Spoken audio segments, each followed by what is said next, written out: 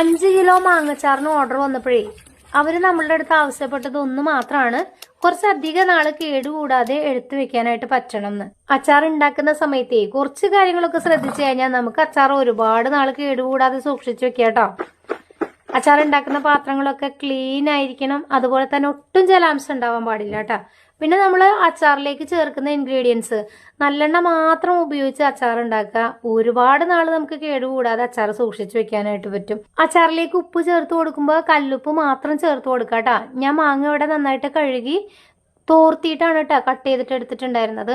അതിലേക്ക് കല്ലുപ്പും തേച്ചിട്ട് ഓവർനൈറ്റ് ഞാൻ വെച്ചിട്ടുണ്ടായിരുന്നു. അതിൽ നിന്നിട്ട് ഊറി വന്ന വെള്ളം ഞാൻ മാറ്റിയിട്ട് മാങ്ങ സെപ്പറേറ്റ് ചെയ്ത് വെച്ചിട്ടുണ്ടായിരുന്നു കേട്ടോ. അടുപ്പിലേക്ക് ഉരുളി വെച്ച് നന്നായി ചൂടായി വരുമ്പോഴേ അതിലേക്ക് എണ്ണ ചേർത്ത് കൊടുക്കുക. കടുക് പൊട്ടിച്ചതിന് ശേഷം ഇഞ്ചി, വെളുത്തുള്ളി, പച്ചമുളകും കറിവേപ്പിലയും ചേർത്തിട്ട് അതിന്റെ ജലാംശമൊക്കെ വറ്റി വരുന്നത് വരെ നന്നായിട്ട് മൂപ്പിച്ചെടുക്കണം. ഇനി സ്റ്റൗ ഒന്ന് ഓഫ് ചെയ്തിട്ട് ആ ഉരുളിയുടെ ചൂടാറി വരുന്ന സമയത്ത് മസാല പൗഡേഴ്സ് ചേർത്ത് നന്നായിട്ടൊന്ന് മൂപ്പിച്ചെടുക്കുക കേട്ടോ. ലോ ഫ്ലെയിമിൽ ഇട്ടിട്ട് കരിഞ്ഞു പോവാതെ മൂപ്പിച്ചെടുക്കണം.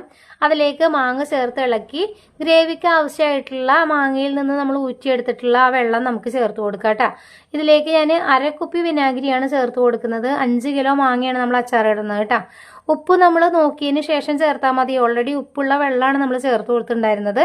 കുറച്ച് കായപ്പൊടിയും കൂടെ ഇട്ടിട്ട് സ്റ്റൗ ഓഫ് ചെയ്ത് ചൂടാറി ഭരണിയിലാക്കിയാലുണ്ടല്ലോ എത്ര നാൾ വേണമെങ്കിലും കേടുകൂടാതെ ഈ അച്ചാർ